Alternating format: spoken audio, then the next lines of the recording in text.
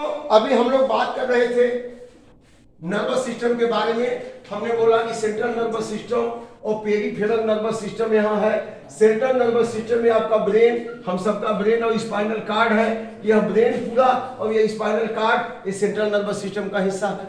और ब्रेन से जितनी नर्व्स निकलती हैं और जितनी स्पाइनल कार्ड से निकलती हैं उनको हम पेरिफेरल नर्व्स कहते हैं। ये क्यों निकलती हैं? अगर ब्रेन अंदर है, वो तो ब्रेन अंदर है, खोपड़ी के अंदर है ना, वो तो बाहर का कुछ देख भी नहीं रहा है, तो कंट्रोल कोऑर्डिनेट कैसे करेगा? हमारे हाथ से कुछ लिखवाना है, कोई काम कराना है, तो ब्रेन का मैसेज हाथ तक आएगा तब तो हाथ काम करेगा ना। तो वहां से वहां तक एक कनेक्टिविटी होनी चाहिए कि नहीं, एक वायर सिस्टम होना चाहिए कि नहीं। तो ब्रेन से अगर आप सोचते हैं कुछ उसको लिखते हैं करने के लिए, तो वहां से कोई न कोई क्रेनियल नर्व वहां तक पहुंचनी चाहिए, स्पाइनल कार्ड से स्पाइनल नर्व वहां तक पहुंचनी चाहिए। तो ब्रेन स्पाइनल कार्ड को भी मैसेज देगा और ब्रेन बॉडी के हिस्से को भी मैसेज देगा जहां जैसी जरूरत है। वॉलंटरी फंक्शन जितने हैं हमारे जो ब्रेन से ही रेगुलेट होते हैं, चलना, दौड़ना, बोलना, खाना, हंसना। ये तो हमारा जो 12 जो भी लिख लीजिए, in our body 12 pair cranial nerves, ये याद रखिए एलटीएसली। In our body 12 pairs cranial nerves। कितने पेयर्स है बेटा? 12 pairs cranial nerves are found which are connected to different part of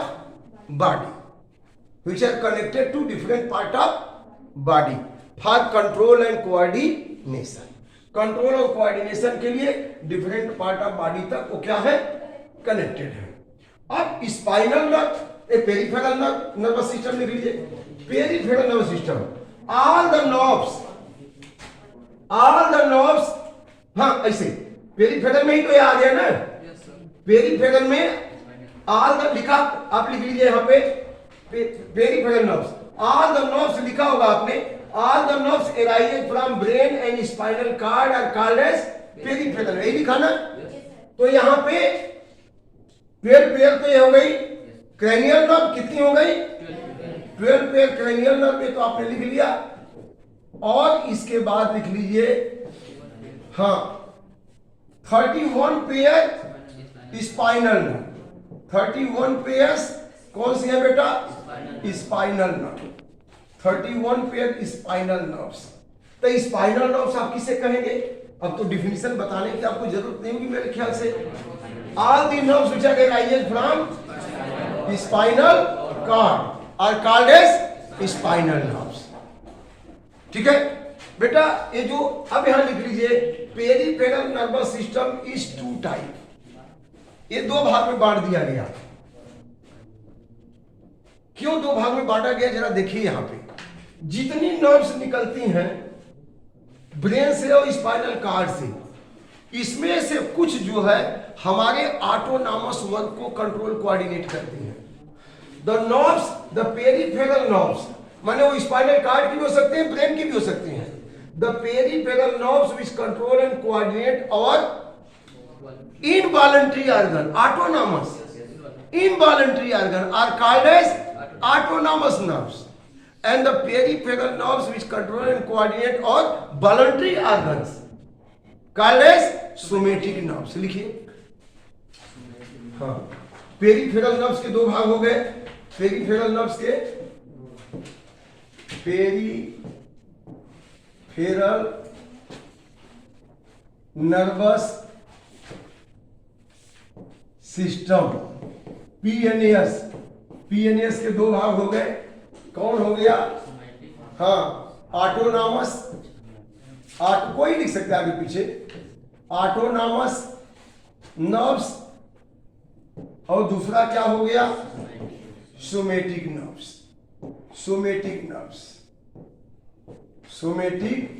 nerves.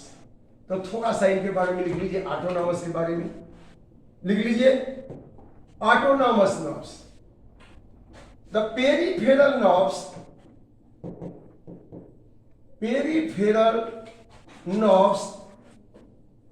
which peripheral nerve which helps in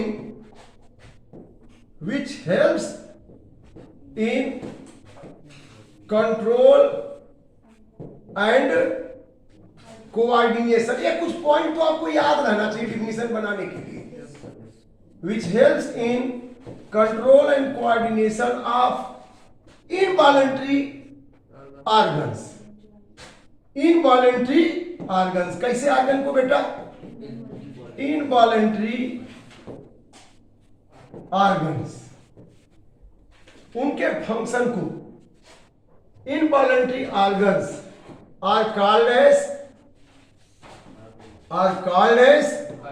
yes, are called as autonomous nerves. Autonomous nerves. अब involuntary organs का action क्या है? जैसे भोजन देख के सलाइवा मुख में से आ जाना, सलाइवा मुख में आ जाना, हार्ट बीट का रेगुलेट होना, ब्रीदिंग रेट का रेगुलेट होना, पलक का झपकना, इनवॉलंटरी एक्शंस हैं। ये सब किसके द्वारा होंगे? ऑटोनॉमस नर्व्स के द्वारा।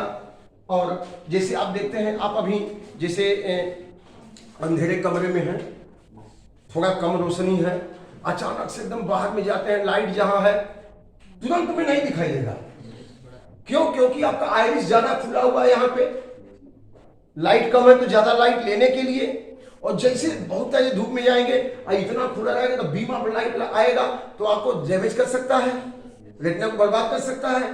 तो तुरंत लाइट में जाते हैं तो एकदम क्लिक करके बंद हो जाता है। वो सोच ही नहीं पता कितना खोले कितना बंद करें। तो पहले होता है कि पहले बंद कर दो, अब इसके बाद अब कितनी लाइट है उसके धीरे धीरे धीरे धीरे खुलेगा। अब थोड़ा सा खुलेगा जिससे आप देख सकें। सन की तरफ देखे आप एकदम ही पूरा सिकुड़ जाता है कि नहीं? वो प्रोटेक्ट करना चाहता है। और फिर वही बाहर से धूप में से अगर अंधेरे कमरे में आए जहां कम रोशनी है, फिर तुरंत दिखाई नहीं दे रहा क्योंकि वहां तो कम खुला है। अब वो धीरे धीरे धीरे धीरे धीरे धीरे खुलेगा, इतना खुलेगा कि थोड़ी मोड़ी जो लाइट है वो आ जाए रिफ्लेक्ट होके, तब दिखाई देने लगता है। तो ये सब क्या है? इसके लिए हम लोग को कहना नहीं पड़ता है ना, वो तो इनवॉलंटरी है ना। तो आइरिस का फैलना, सिकुड़ना, सेलेबरी ग्लैंड से सलाइवा निकलना, डाइजेस्टिव ग्लैंड से एंजाइम निकलना, ये सब क्या है? ऑटोनॉमस फंक्शन, इनवॉलंटरी एक्शंस है। तो किससे कंट्रोल कोऑर्डिनेट होंगे? ऑटोनॉमस नर्व से, ठीक है ना।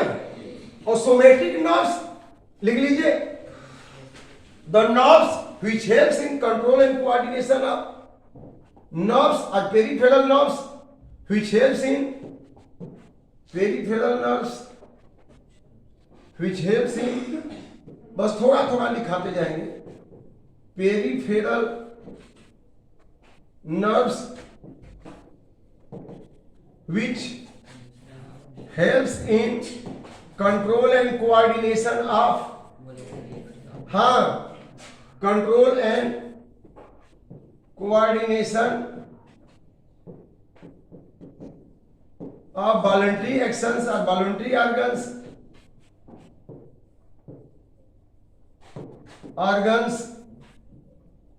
called as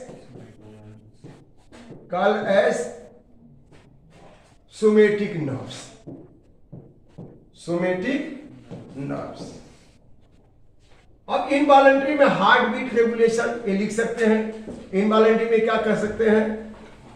हार्ट बीट का रेगुलेशन है कि नहीं? ब्रीदिंग रेट, ब्रीदिंग रेट भी तो इनवॉलंटरी है ना, हम लोग के हिसाब से नहीं, कम बेसी होगा, जैसी जरूरत है खुद कर देगा। हम लोग के हिसाब से होता है जब जरूरत होती तब सोए रहते, मामला गड़बड़ा जाता है कि नहीं? उसको जब जैसा जरूरत है वो कर देगा। तो हार्ट बीट रेट है, ब्रीदिंग रेट है, सलाइवा सिक्रीशन ऑफ सलाइवा, हाँ सलाइवा में एंजाइम आएंगे। तो ये सब क्या है? एंजाइम का भी, तो ये सब क्या है? ऑटोनॉमस नर्व्स की वजह से। और सोमेटिक रनिंग, अब सोमेटिक में क्या होगा? जैसे रनिंग है, हाँ रनिंग, स्विमिंग, राइडिंग, उठना बैठना चलना लिखना पढ़ना जो भी है आप अपनी मर्जी से करते हो। स्पीकिंग भी है ना, तो ये सब वॉलंटरी ऑर्गन है, वॉलंटरी फंक्शंस है। और कौन रेगुलेट करता है बेटा?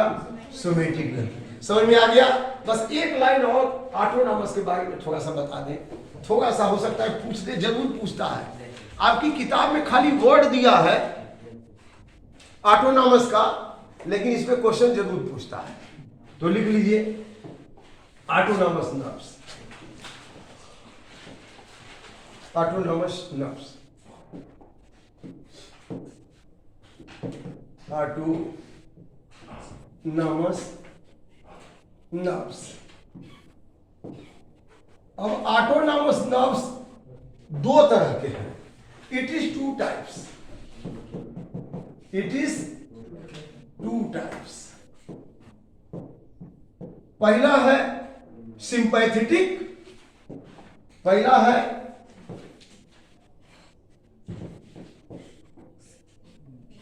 सिंपैथेटिक नर्व और दूसरा है parasympathetic. Para sympathetic, sympathetic and parasympathetic nerve. Sympathetic and parasympathetic ये दो है। आप जानते हैं जैसे आपके पास मोटरसाइकिल है, कोई गाड़ी है, तो जब गियर देंगे स्टार्ट करके तो चलेगी, लेकिन खाली चलते ही रहेगी तो आपको घर पे उतारेगी कैसे? चलते ही जाएगी ना। रोकने के लिए भी कोई सिस्टम होना चाहिए कि नहीं? तो गियर भी होगा और उसके साथ ब्रेक भी होगा। जब चलना है तो चले, जब रुकना है तो रोके, दोनों होना चाहिए कि नहीं? तो वैसे ही ये दोनों जो है एक दूसरे के अपोजिट है। इनका 36 का आंकड़ा है हिंदी के, नहीं समझा? एक्शन में एक दूसरे के अपोजिट है। जिस काम को एक तेज करेगा उसको एक कम करेगा, जिसको वो तेज करेगा उसको ये कम करेगा। मतलब एक दूसरे का मत मिलता नहीं है। तो ये दोनों एक, अब यही पूछ देगा कि sympathetic which one nerves are antagonistic to each other. अपने कार्य में एक दूसरे के विरोधी कौन है? सिंपैथेटिक है, पैरासिंपैथेटिक। तो लिख लीजिए हम sympathetic and parasympathetic. These two nerves are antagonistic in action. These two nerves are antagonistic in action. Antagonistic का मतलब क्या है? Opposite, हाँ विरोधी, बहुत बढ़िया। Opposite in action. These two nerves are antagonistic. Antagonistic और ब्रैकेट में लिख लीजिए अपोजिट, आपको आसान रहेगा क्योंकि बड़ा थोड़ा सा अलग वर्ड है। Opposite in action.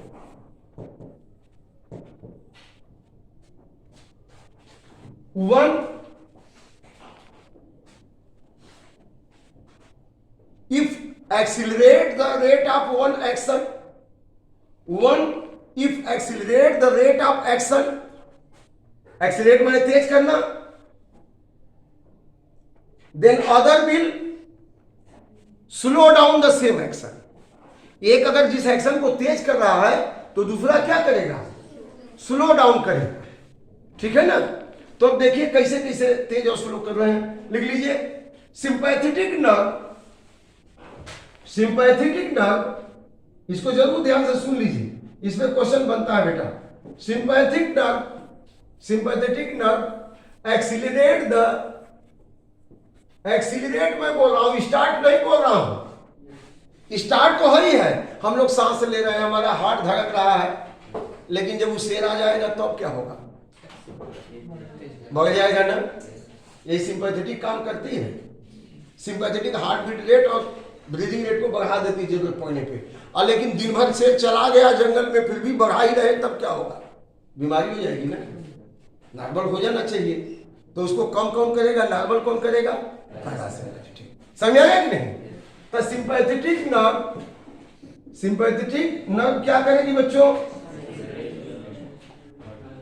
हाँ, sympathetic nerve accelerate, accelerate, accelerate the heart beat rate, heart beat rate and breathing rate as per need of the body, at per need of the body. जब शरीर को जरूरत है तब उसको accelerate करेगा, लेकिन उसी समय में क्या करेगा, but slow down the secretion of saliva and digestive juice. Slow down the secretion of saliva and action of digestive gland. Action of digestive gland. अब देखिए यहां पे इसको बढ़ा रहा है, इसको घटा रहा है।